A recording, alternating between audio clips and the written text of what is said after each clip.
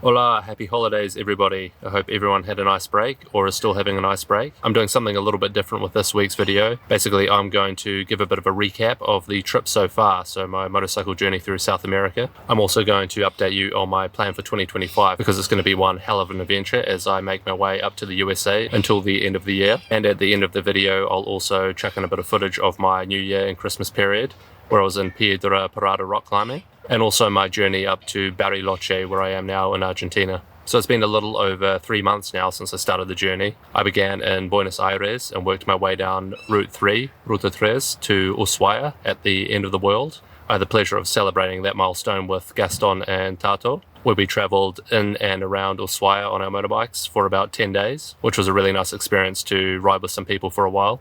And then after that I began the journey north, where I went through some absolutely amazing spots like Torres del Paine, El Calafate and El Chalten, where I did a lot of hiking and saw some amazing landscapes unlike anything I've seen before. And then I crossed into Chile, where I've just finished the Carretera Austral, which for me has been the highlight of the trip so far in terms of riding. The roads were extremely fun on the motorbike, lots of turns after suffering dead straight roads on Route 3 on the way south, and the scenery was nothing short of incredible. Literally every turn you went around there was a postcard view, and a lot of the scenery was very similar to New Zealand, so in a way it felt kind of homely.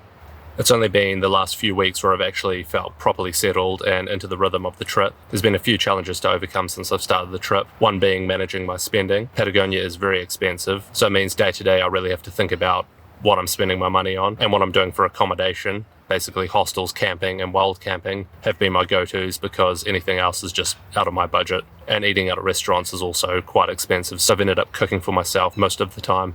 And also the language barrier has pretty much been the main problem. I do regret not learning more Spanish before I came. It definitely would have helped a lot and made the start of the trip a lot less stressful. It would have also meant that I would have been able to enjoy some more conversations with locals who didn't speak any English, so I felt like I've kind of missed out on some experiences there. But in saying that, I still am learning more Spanish every day. My Spanish ability is still very much a survival level. It's barely beginner yet, but hopefully by the end of the year I've got a bit more handle on it and I'm somewhat bilingual.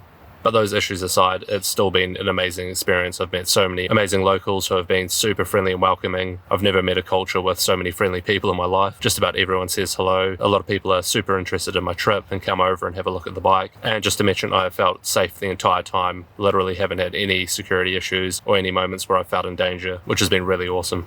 Okay, so 2025, it is January now. I'm traveling until somewhere in December with the goal of reaching the USA. I'm in Bariloche in Argentina at the moment. I'm going to be doing some rock climbing here for about a week, and then I'm going to start making some progress north, which I'm really excited about. The north of Argentina and Chile look really amazing. There's a lot of desert terrain, crazy looking landscapes, and the food and accommodation should be a lot cheaper up there, so I should be able to afford some meals out a bit more often, try some more local cuisine before I head into Bolivia, where things will be even cheaper again. When I get into Bolivia, I'm going to look at doing a Spanish school in Sucre, potentially for maybe 2 weeks. I think that'll be really beneficial for the rest of my journey. And Bolivia at the moment has a fuel shortage, a bit of a fuel crisis. It's probably going to present some curveballs along the way. Apparently there's only one type of petrol station that sells petrol to foreigners, so I've heard stories of people queuing up for hours, if not the whole day, waiting for gas, so I'm really going to have to plan ahead with that, maybe get an extra jerry can or something to limit the amount of fuel stops that I have. To touch on the motorbike, I won't go into the whole chain and sprocket saga again. You guys have probably heard enough of that, but I have been in Porto Montt, and when I was there I got a mechanic to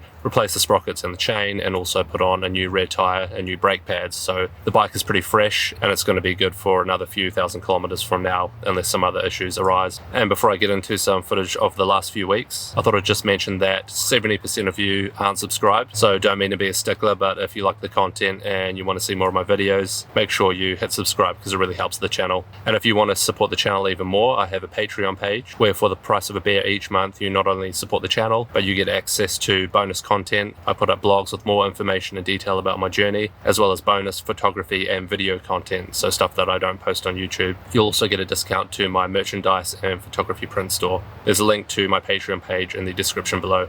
And that's enough from me, so here is some footage of Piedra Parada and my journey up to Bariloche.